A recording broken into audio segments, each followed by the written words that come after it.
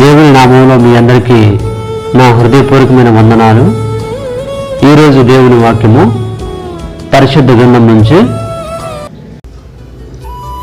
ప్రభు దృష్టికి మిమ్మల్ని మీరు తగ్గించుకొనుడి, అప్పుడు ఆయన మిమ్మల్ని హెచ్చించును. యాకోబు రాసిన పత్రిక 4వ అధ్యాయము 10వ వచనం.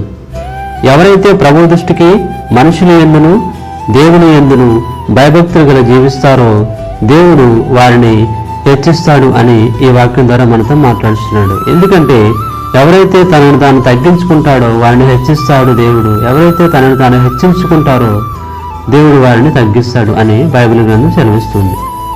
అలాగే దేవుడు తగిన సమయమందు మిమ్మల్ని హెచ్చించినట్లు ఆయన బలిష్టమైన చేతి కింద దేని మనస్కులే ఉండుడి.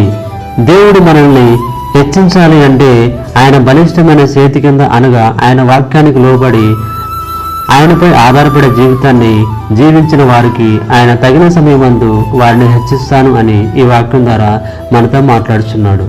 దేవునిపై ఆధారపడే జీవితాన్ని నువ్వు నేను కలిగి ఉండాలని దేవుడు ఆశపడుతున్నాడు. దేవుడు ఈ వాక్యాన్ని దీవించి మనందరి జీవితంలో ఫలింపచేయునుగాక. ఆమెన్. ఈరోజు పుట్టినరోజు మరియు పెళ్లిరోజు జరుపుకుంటున్న వారందరికీ మా హృదయపూర్వకమైన శుభాకాంక్షలు. God bless you.